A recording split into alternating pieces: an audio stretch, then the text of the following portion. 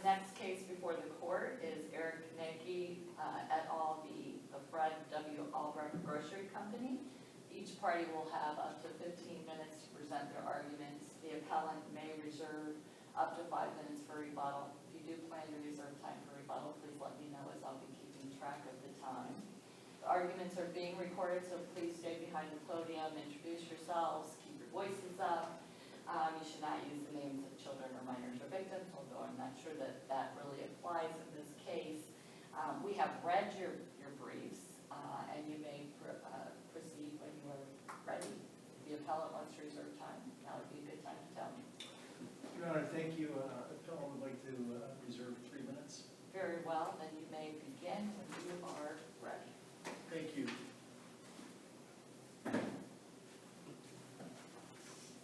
May it please the court, my name is David Sheldon, Honorable Judge Sutton, Judge Hensel, and Judge Stevenson. I represent the appellants, Eric Nagy and his wife, Jessica Nagy, in this action against Fred Albrecht Company doing business as App.No grocery stores. Good morning, Mr. Palick. Your Honors, the main contention in this case, obviously, is that the trial court erred in granting summary judgment to the defendant App.No without taking into consideration the attendant circumstances or totality of circumstances of determining as a matter of law the open and obvious doctrine applied barring any recovery by Mr. and Mrs. Nagy against Fred Albrecht Company.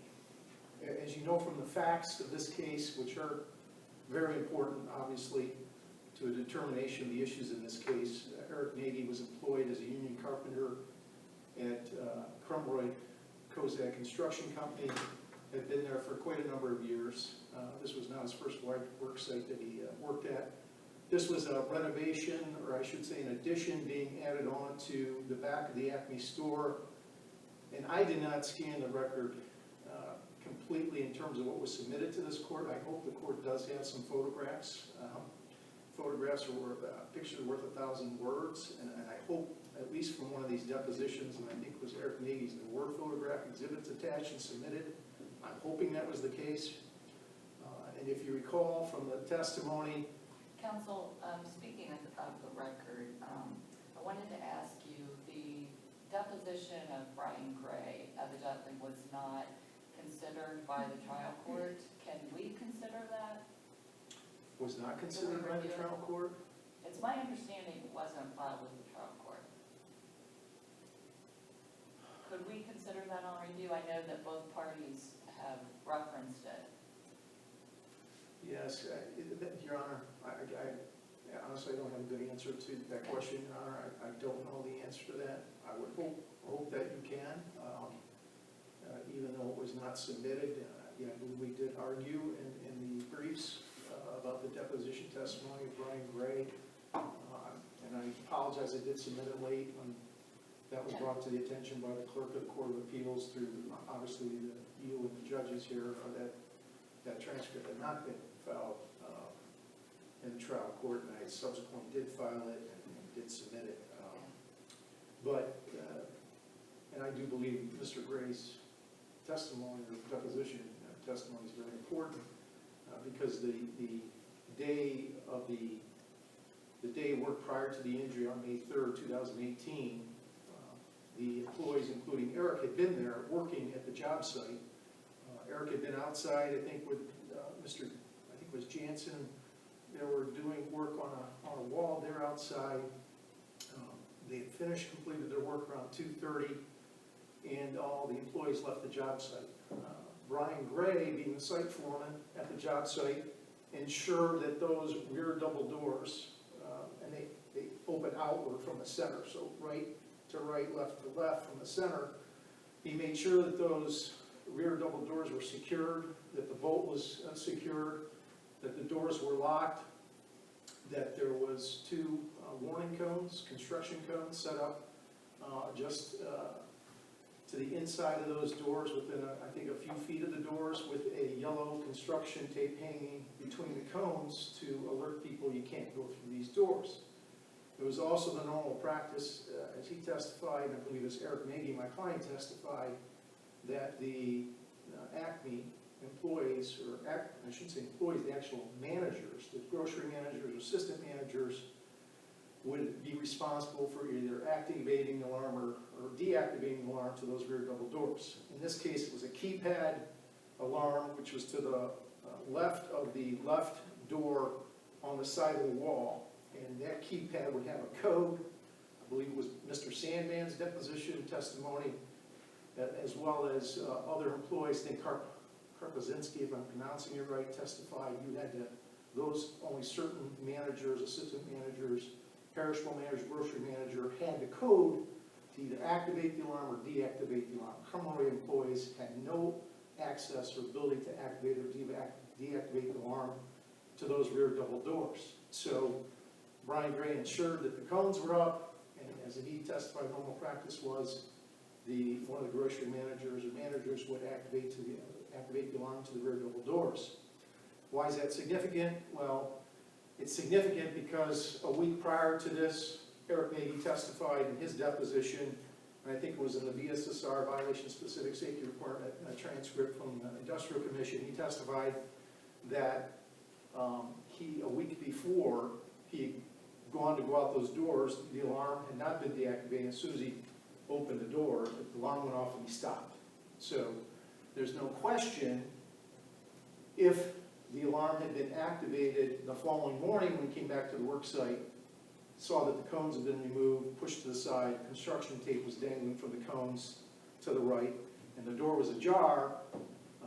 Had he opened the door and the alarm had been activated, had the doors been shut and he opened the door and the alarm had been activated, the alarm would have gone off, he would have gone through the door. Counsel, can I ask you, did Mr. Nagy ever see the cones by the door? Did he ever see, I'm trying to recall from his testimony if he saw the cones. Your Honor, I can't recall from his deposition testimony, either the VSSR testimony or his own deposition, if he saw the cones. I know that, I believe he did see the cones, Your Honor. I believe he was aware the cones were there. Because I don't know if he was the last one off the site before Brian Gray made sure it was protected by the tape and everything. But when they left, they came back the next morning around 5:50 a.m. And the question was whether or not Acme employees had moved that. The Grogery employees, according to Brian Gray, he spoke to them and no one had moved the cones, moved it out of the way. But we don't know if Mr. Nagy had seen the cones or the tape, if he was even aware if it was there. I believe he did, Your Honor. I believe he did see the cones. I believe he was aware that they were there and put in place. I can't cite to the transcripts of either the VSSR transcript or his own deposition testimony, but I believe he was aware they were there. And that created, and the argument is, and the trial judge not taking this into consideration, finding as a matter of law, the open and obvious doctrine. Another important point about this, both Eric Nagy in his deposition and in the VSSR transcript and in Brian Gray's deposition, the excavation to the rear of the doors has only gone in partially to the right door. So if you're looking outward to the two double doors, the excavation, the testimony was, came over about a foot into the right door. If you're looking from the inside, if you're looking from outside, according to Brian Gray, coming in from the left, it came in about a foot. So, and this is significant because when he carried the box of chalk or caulk and could not see, when he carried the box out the door, he had no expectation the whole trench was completely excavated. The day before it was not completely excavated. The day he walked out the doors, it had been completely excavated all the way across the back of the double doors. His wife took pictures that afternoon showing that. And there was deposition testimony to the effect that, yeah, the trench had gone from partially over to the 1 foot into the right door, all the way across the two double doors. So that means after they left the work site, the excavator had continued excavating the work site to excavate all the way over to both doors, behind both doors. So the day before he knew there was partial excavation, he did not know that it had been completely excavated the next day. And But who did the excavation the next day? Wasn't Acme, correct? That's a good question, Your Honor. I know there was an excavator on site. I don't know if that was indicated in the deposition. It might have been, and I can't, don't hold me to this, it might have been Dan Kozad's testimony, the head of Cromroy Kozad Construction, about who the excavator was. I think there was testimony about who the excavator was on the site at that location. So, and it's undisputed that Acme had complete control over the premises when Cromroy employees were not there. They had the ability to admit people to the premises through the double doors. They could independently activate, deactivate the alarms from any location on the keypads. They were controlled. They also had ongoing work, even continuing through the night between May 3rd and May 4th when the employees from Cromroy, including Eric Nagy, re-arrived at the scene. They had continuing work throughout that area. There was stocking going on in that area. So they were complete control of the premises between the time that Cromroy employees left and between the time they returned. So we all know circumstantial evidence is admissible. I pointed it out in the brief. If the snow's not there during the night and it's there the next morning, you can infer if the cones are up and the tape was there and the next morning they've been removed and Cromroy wasn't present, that creates an inference circumstantially that it was Acme that removed the cones, removed the tape, and either didn't activate the alarm on the rear doors or they deactivate the alarm to the rear doors, thereby creating a false sense of security for Mr. Nagy when he came on the work site. His testimony was he was the first person, he believes, out the rear double doors. So creating a false sense of security that he could walk through those doors, it was safe to go through the doors. I analogize to the situation where you're coming into work in the morning or in the daytime and you see that there's barricades up in the right lane, you're traveling the right lane, there's barricades up, there's cones up, and you can see there's ongoing work in the right lane, they're digging up cement, whatever. You have to go around that to avoid that. The next morning, you're coming into work, you see that all the barricades have been moved to the side, the cones are moved to the side, it's 5:50 a.m., the sun's just coming up. From what you can discern, it looks like it's clear to travel through that area that was previously the day before, cautioned off, cones up, barricades up. You proceed in the right lane. It's no different in this situation where you have cones up, construction tape. You believe now, since they've been moved to the side, it's safe to go through those doors. Same type of situation. So in this case, by Acme removing those cones, removing the tape, and either not activating the alarm on the door or deactivating the alarm on the door, create a false sense of security in Mr. Nagy that, hey, it's safe to go through these doors. And again, it was only partially excavated the day Counsel, before. I should let you know that you are moving into your rebuttal time. Okay. And Your Honors, obviously you had an opportunity to read the briefs in this case. I'd also point out about the frequenter statute, that the judge, obviously construction work in this kind of situation can create inherent dangers, but when there's critical variables that the employer, Acme, controls in this case, that is very crucial to that decision whether or not she should allow the amendment to the complaint to allow the frequenter statute claim. Thank you. Thank you, Counsel. You will have 2 minutes and 31 seconds for rebuttal. Counsel. Thank you. May it please the court, counsel. My name is Evan Palick, and I represent the Applee Acme grocery store. The trial court properly affirmed Acme's summary judgment motion, and we would request that that decision be affirmed by this court. The case of Seidel versus Humphrey, I think, is Counsel, just before you begin, I would ask you the same question. Can we consider the deposition of Brian Gray if the trial court did not have it? Short answer, no. If the trial court did not have that evidence before it in making its decision, I don't believe this Court of Appeals can review evidence that wasn't properly before the trial court. I don't believe the trial court relied on Mr. Gray's deposition in issuing its ruling, but I don't believe this court can rely on. So would you object to this court reviewing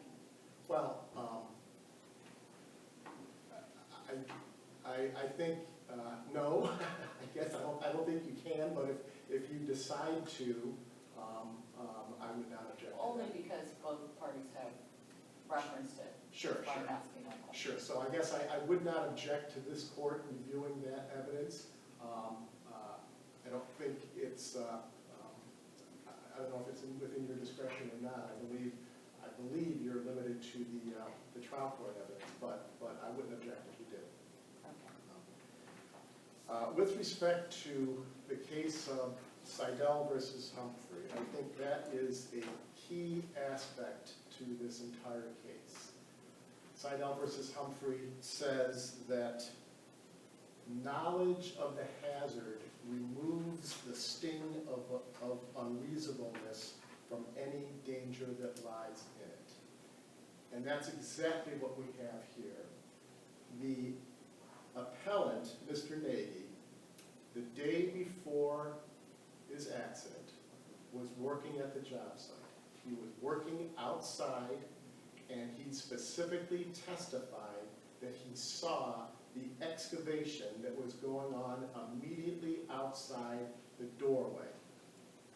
Excavation that was done by Crumray or a subcontractor of Crumray.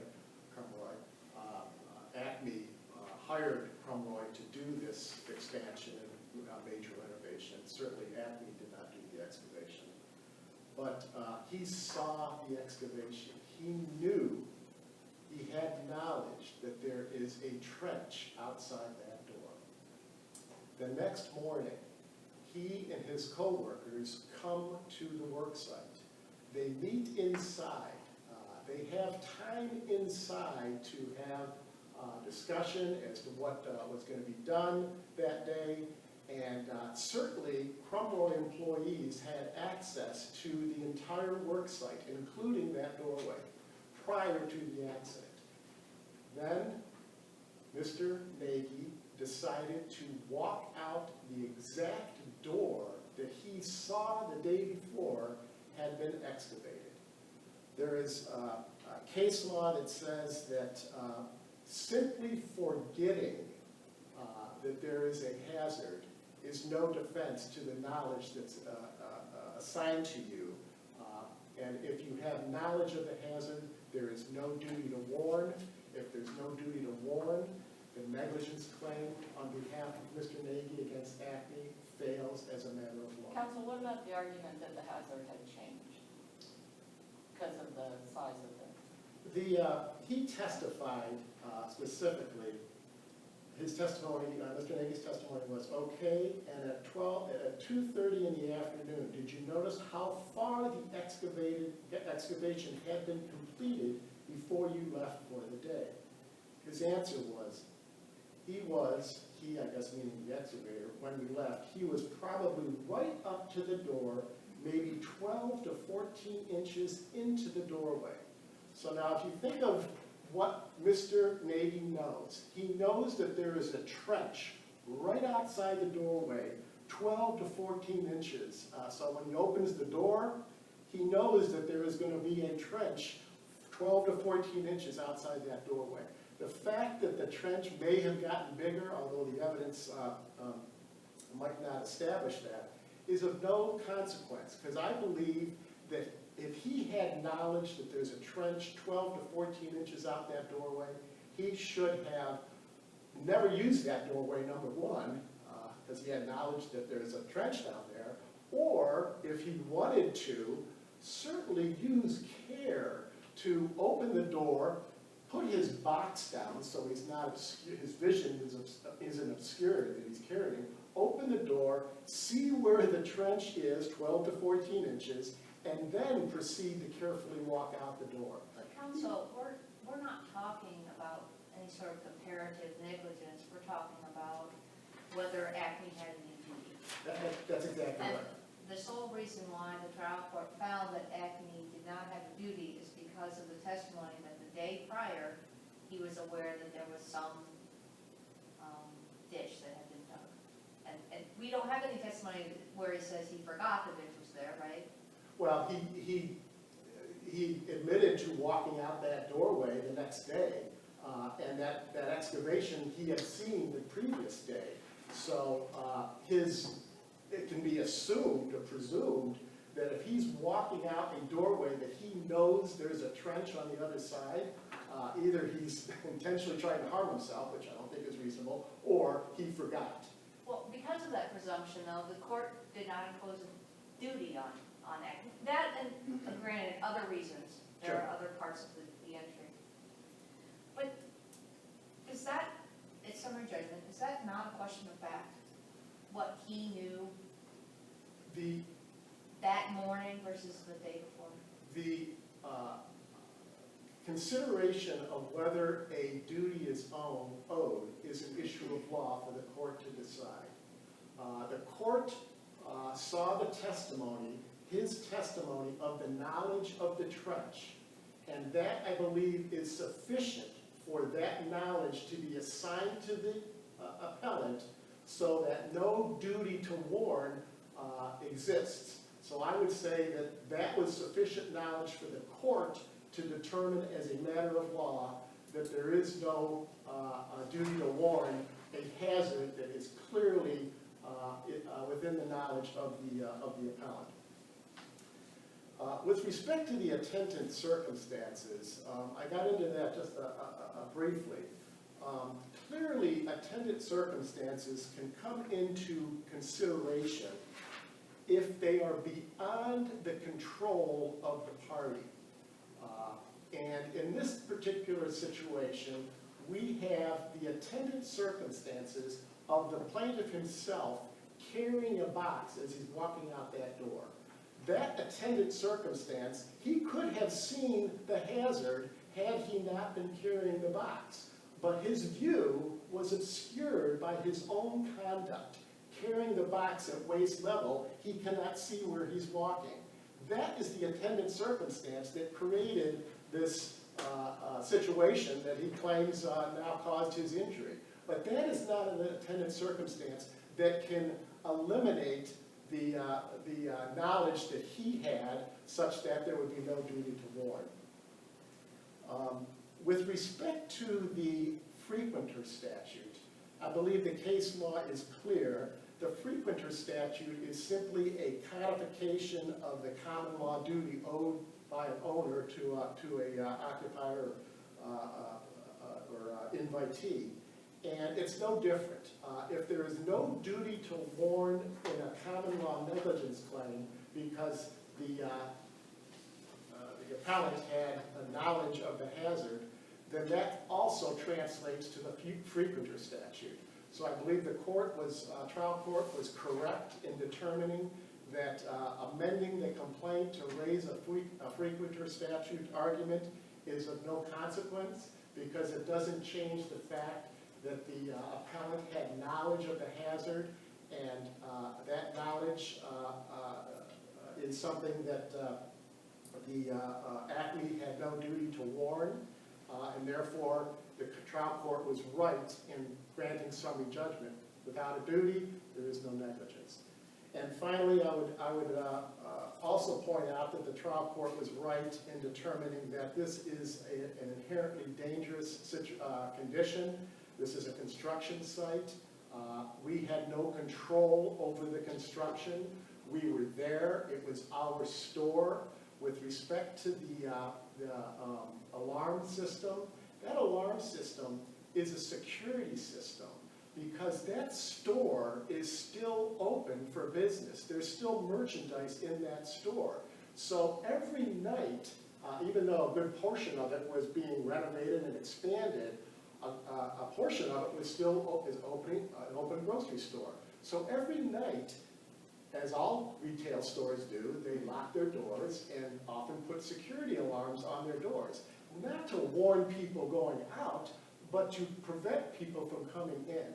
So in the morning, it would make sense, and it was natural, for Acme, at the beginning of the day, they're starting to open up their store because it is going to be open that day, but Cromroy is also there working, so they turn off the alarm.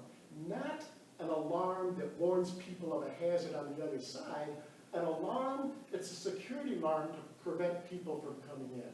So plaintiff cannot, or appellant cannot rely on the fact that the alarm system didn't go off when you opened that door, because it was never intended to be a warning for him about a hazard that lay on the other side. It's a security system that secures the entire building at night. So I would request that the trial court's decision was correct in granting Acme's summary judgment motion, and I would respectfully request that this court affirm that decision. Counsel, Sure. Is there any evidence in the record about who put the cones and or the tape up? The cones were put up by, I believe, Crumroy, but as far as any evidence of who moved the cones, none. The cones were there blocking the door, but that door was also used by Crumroy, even though there's a trench outside. That door was also used, propped open for extension cords and power lines to be set up so that they could have power equipment outside. And there's photographs that actually show that. But there's no evidence that any Acme employee ever moved those cones. So that is not part of the record, and without that evidence that we moved the cones, there can be no evidence that we controlled the condition and therefore created the hazard by taking away the warning, a warning that he already had knowledge of. When the construction was underway, was that door exclusively being used by Crumroy? Yes, my understanding is that door actually ultimately became boarded up and bricked up. That door doesn't even exist anymore. But during the time of construction, that door was inside the construction zone of Crumroy, and they were using that door for, like I said, dragging extension cords and whatever out there. And they were propping up the door for that purpose. But Acme had no reason to ever use that door once the construction started. That was not a place for Acme employees or certainly Acme customers to ever use, because it was within the construction zone. That was Crumroy's area to control. Thank you. Any other questions? Thank you, Counsel. Counsel, you may begin with rebuttal. Thank you, Your Honor. A little over 2.5 minutes. Thank you. Getting back to the issue of open and obvious, at page 15, 16, 17 of the appellant's brief, we cite the cases that say that in considering the open and obvious doctrine, the court must take into consideration both the nature of the dangerous condition and any attendant circumstances that may have existed at the time of injury, citing the Cottrell case from this court, 9th District, back in 2010. And also on page 16, there's a litany of cases regarding the open and obvious doctrine and what must be taken into consideration by the reviewing court in terms of attendant circumstances. Getting back to the issue of knowledge as being a bar, Mr. Palick's argument is, hey, if he had any knowledge of excavation the day before, he's barred, it's open and obvious. That's not the case law. The case law on page 17, as I pointed out, quote, the trial court's lack of analysis of attendant circumstances based upon the finding of prior knowledge is misplaced because the established precedent does not automatically bar consideration of the surrounding circumstances when there is some prior knowledge of the hazard. An individual, quote within a quote, is not, as a matter of law, required to look constantly downward under all circumstances, even where he or she has prior knowledge of a potential hazard, close quote within a quote, citing Grossnickel versus Germantown, Merrick versus Leiter, Tafel, Nura versus Goodwill Industries. So the court still has to take in consideration any knowledge that the plaintiff may have had of the hazard, as well as attendant circumstances, which the trial court did not do. The trial court says, I'm not considering the attendant circumstances, and it's not just carrying a box of coffee. It is the cones, it is the tape, it is whether or not the alarm to the door was activated or deactivated. It's the whole situation of creating a false sense of security. When someone sees that the site area is protected, you can't go through those doors. And getting to the fact of getting to the question of Mr. Nagy's knowledge of what he knew, and creating a false sense of security. Maybe he thought because the door was propped open, it was safe to go through. Maybe he thought there was a plank of wood covering the trench. Who knows? All he knows is that he testified in his deposition that he felt it was safe to go through those doors at the time. So I think the court's got to take into consideration all the surrounding facts, attendant circumstances, and I agree with Judge Hensel. I think it's a question of fact that should go to the jury. He doesn't lose. They don't lose the open and obvious defense at trial. It then becomes a question of fact, and whether it's genuine issue, material fact, did he have that required knowledge that would bar recovery from him in this type of case? And I'm saying the trial court did not consider the attendant circumstances, should have considered those attendant circumstances, and if it had, it creates a genuine issue, material fact of what he knew and what those attendant circumstances created in his mind at the time. For those reasons, I ask the court to reverse the decision of the trial court. Thank you. And I know you're both making argument here, but I didn't come to a conclusion, but I did ask the question, so you're right. So, Thank you both for your presentations. The court will take the matter under advisement and issue a decision in due course. The clerk of courts will mail a copy of that decision to you on the day that it is released, and it will also be posted on the Ohio Supreme Court website. The court is now adjourned.